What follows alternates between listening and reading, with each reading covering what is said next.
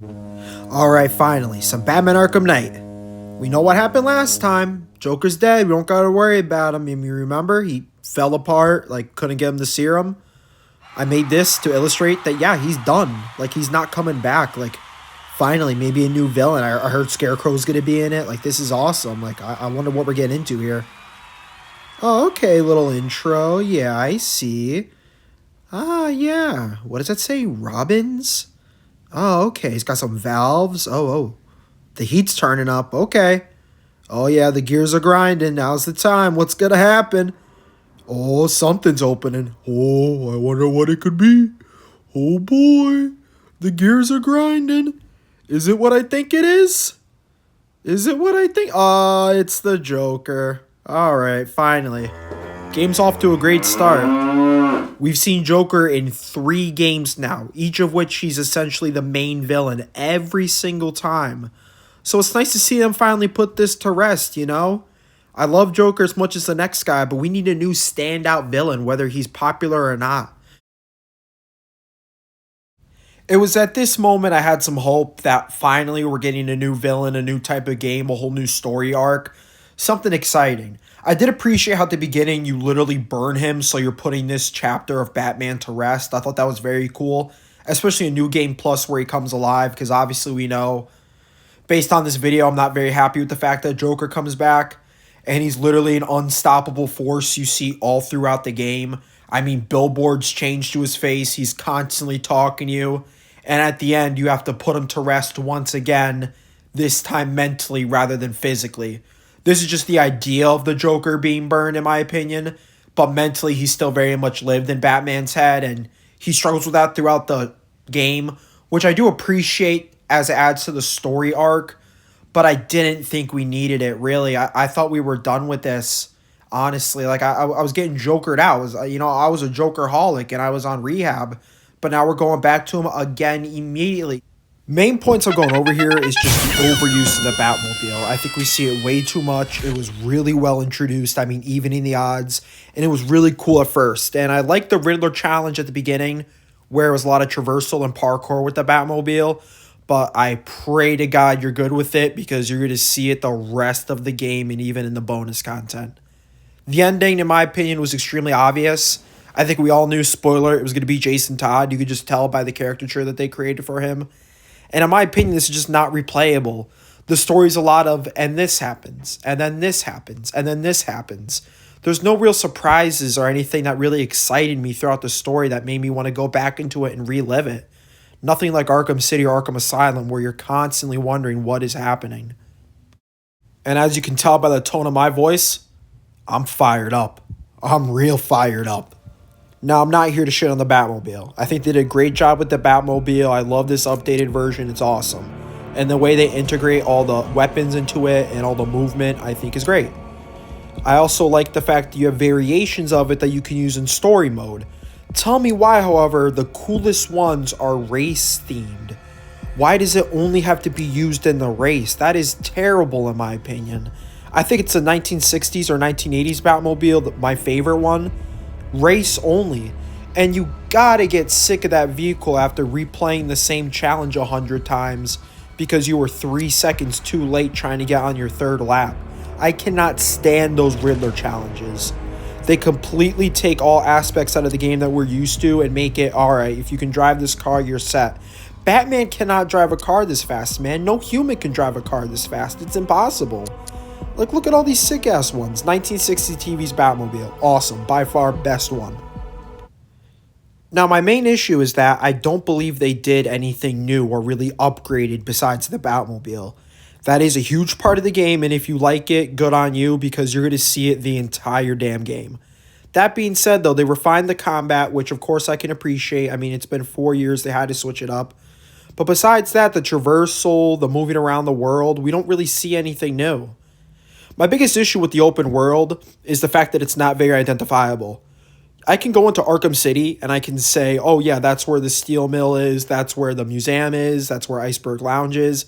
But in this open world, I'm really lost at times, and it's especially hard with the rain going on.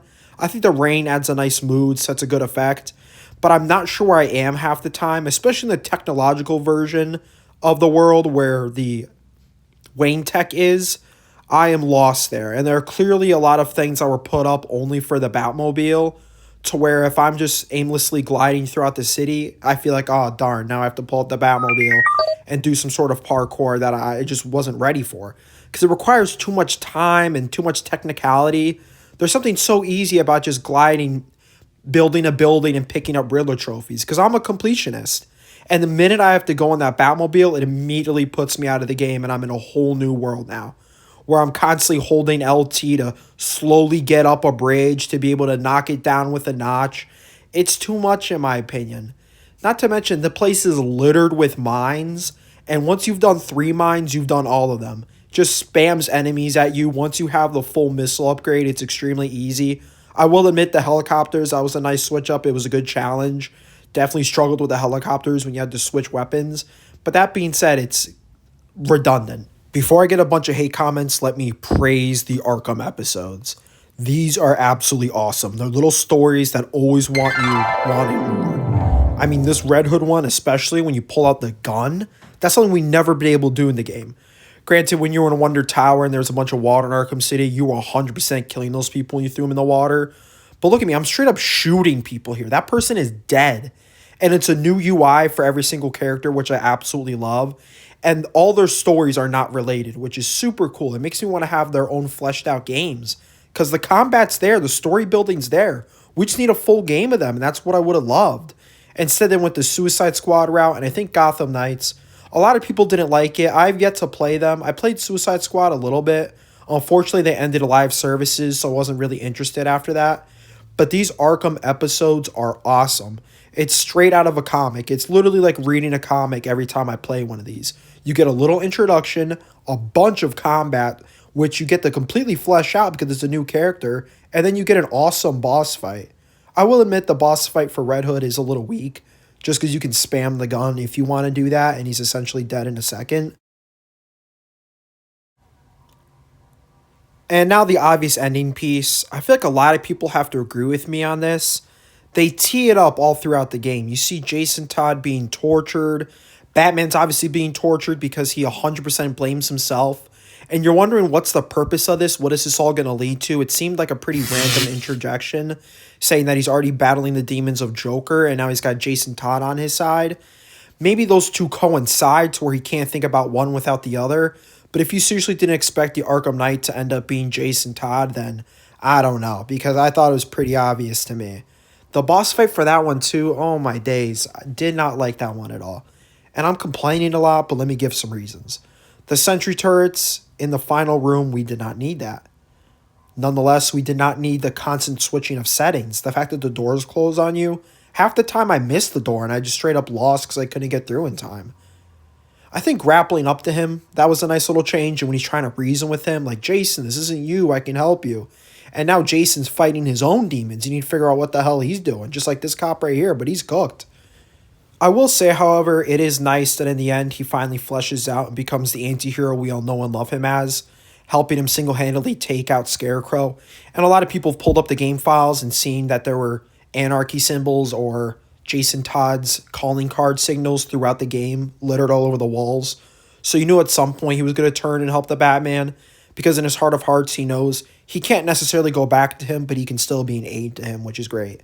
And Scarecrow, he just doesn't seem like a guy you can get along with or trust whatsoever. So it was only a matter of time before he stopped using him and stopped being controlled by the Scarecrow. Because Jason Todd's obviously very susceptible to manipulation after all he's been through. Who can blame him? And the fact that he has a whole turnaround story happen throughout the game, which is great. And then we get to see that in the previous clips I showed where he takes down Black Mask. Now the replayability piece, I don't know if people are going to agree or disagree with me on this, but I see zero replayability. After if you've mastered the Batmobile and you've gone through all the combat, I'm not sure what else there is to do. Yes, I do know to 250% complete the game, you have to replay it on New Game Plus. But that being said, do you really want to go through those tunnels again? Do you really want to sit there sneaking street to street trying to get rid of those giant militia drones? That was so annoying in my opinion. You had to creep up behind them, hold LT, wait for it to lock in. These are the artificial game lengtheners people are talking about when they shut on the Arkham series. And I can kind of see their argument here. I mean, I don't blame them. It's very long, it's very dragged out. It's not what we're used to. Yes, Batman's methodical, but he's not this slow. The game never had this slow of a pace. It was constantly up to you to decide what you want to do, and it completely takes that aspect out of your hands. It sets you in an exact definitive location in the city, and it says, this is what you have to do on our time, and if you mess it up, which the margin for error is extremely low, because if you get detected, you're cooked, it's a one shot, and then the minute you destroy one, you got three of them on your ass, and your only option is to run away. That just makes no sense to me. Batman's not the type of guy to run away, but you're forced to because these things are so overpowered. And the final cherry on top of it is we find out it's Deathstroke, which is like, holy shit, Deathstroke, this is awesome. But no, he's just a vehicle boss. That's all we see him for. There's no combat like the legendary fight we had in Arkham Origins. It's just, all right, he was running these the whole time. Goodbye now. Even in capturing gameplay for this video, I did not want to go through the Batmobile again in those whole fights, because once you've gotten all the upgrades, which there are a ton of, the game really feels like a shell of itself when you have to unlock everything. You're not used to all the amenities they gave you. It's a huge pain in the ass, and it takes a while for you to get all the upgrades. But we're going to talk about the piece de resistance of the Arkham series. Now, this is how you set a tone for a game. Right away, they throw you immediately into the action. You know exactly what's happening the minute the game starts. Joker did some fuck shit. Batman's got him, and you're going straight to Arkham Asylum. This is an unfair take, but I almost see Arkham Asylum looking better than Arkham Knight, which I know is crazy because technologically that makes zero sense. But with the remaster, everything just looks so crystal clear and smooth. Reminds me of like Comic Sans in the way that everything just pops. And this is how you start the game. It's immediate dialogue, it's immediate action, and you're immediately asking questions. And it's not going to turn on you. Like, it's going to continue to follow a through story as you continue. And look at the way he drives the Batmobile in this. Like, do you really think he's kitted it out with weapons and he's holding LT to be able to sneak through everything? No, he's blitzing in this thing. He's got to feel terrified when he's in the Batmobile because he's completely out of control now. It's got to be his car that doesn't mess up, to whereas him, he doesn't have many mistakes. Now, Joker here, this is my favorite Joker in the entire series. The quips are amazing, the jokes are amazing, and just the confidence that he evokes throughout this is great. Here, Batman has somewhat a control over Joker, and he stays in his place. Whereas in Arkham Knight, Joker has total control over us, and at some point, we actually lose control of Batman, and Joker completely takes over. So I thought that was crazy. Arkham Asylum in this is beautiful. It is 1/3, maybe even 1/4 of the size of Arkham Knight, but it packs so much into it. Arkham Knight, there's a lot of frivolous buildings to where there's nothing in them but a single Riddler trophy, whereas this, every room has a purpose. It's an entire story throughout every single setting, to where Arkham Knight, it may be a total ploy just for the Batmobile. Like, it's story and plot that we actually need, but we don't get. Let's just take a moment to enjoy some peak gameplay right here. I go back to Joker's Funhouse almost every month. Just because I want to beat it, but I absolutely know I cannot. The minute those ninjas come out, I'll take down one of them, and then I'm cooked from there. As you'll see in this, I stand no chance. I get like the first Riddler clue, and then I'm done for there. The closest I've gotten is to the Titan, but okay, I'm embellishing myself here. The closest I've gotten is like 4 ninjas, and then I'm done. But that's besides the point. Arkham City will forever be the best Arkham game, and I don't care what anyone says. There's a new trend now where Origins is somehow the best. I don't know where all these supporters came from. Was it overhated at the launch? Absolutely 100%. But to say it's better than Arkham Asylum or City is crazy. Maybe better than Arkham Knight, it depends. Like, I like how it's snowing, it's on Christmas, that's cool. But we cannot, like, put this game at number 1. Like, for real? I mean, when we beat the Riddler, you get nothing but just, I think, an audio tape where you find his secret hideout. And the side missions, I don't even remember them. They're extremely forgettable. The story was really cool. The boss fights are awesome, especially Executioner. That is definitely the biggest test of skill. But there's no way we're saying that it's better. Now, how does this relate to Arkham Knight? It doesn't. That was a huge tangent. I can only apologize. In terms of Arkham Knight, this combat is just so crispy, gritty. It's perfect, and I can see what's going on. In Arkham Knight, sometimes it can be really tough to build combos because there's so many moving parts, especially when there's all the red indicators and people charging you. Maybe that makes the game harder, and I'm being a baby because I'm just not good at the game. But I think this game was perfect in the sense that it didn't overthrow things at you. Like, it wasn't too much. I can literally leap from side to side of the screen and beat the fuck out of people. Whereas in Arkham Knight, it's a little more confined. Like, especially when you have to do the militia takedowns on rooftops, you don't get much space there. And if there's a sentry covering it, forget about it. You're cooked. So is Arkham Knight a good game? Yes, I'm not denying that. Probably the best side missions in the game. I can't lie. Like, Pig was awesome. I think the Deacon was really cool. Mad Hatter, by far the best we've seen him. Arkham City did a really good job, and the way they build on it, and Arkham Knight is amazing. I just don't think it's top 2. It's fringe top 3, in my opinion. I know that puts it at last place, but guys, I just don't go back to it a lot. This isn't a game I want to pick up and play because I know how much it entails. Like, the minute I keep on bitching about it, but the minute I see that Batmobile, I'm like, oh my god, here we go again. And I'm a completionist, like the 100% games. And the minute I see the Riddler challenges, and I'm like, oh, okay, I got to do a bunch of races, forget about it. I go to Arkham City, I 100% it in like a month if I'm really feeling bad about myself, in a week. I'm not Bubbles Del Fuego, but, I can try. Arkham Knight, forget about it. I'm never 100%ing that game. There's no shot. I'm cooked. Now, there's rumors that the next Batman game is going to be Batman Beyond, which I think would be awesome. There's definitely a lot more unique characters that I don't think the public really knows about. And heck, even I don't even know about. So I think that could be awesome. Ever since Kevin Conroy's passing, it just doesn't feel right to do the same Batman in video games. He really was Batman, especially the voice of Batman for, I think, all of our childhoods. So something where they build on a younger character and we have a come-up arc would be really cool. Because Batman was so established, already had so much swagger to him. So to see you kind of like bumbling around the world would be really awesome as Batman Beyond.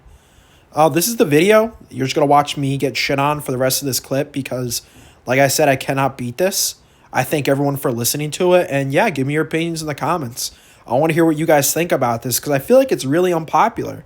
You don't hear a lot of Batman Knight slander, but I just don't like it that much.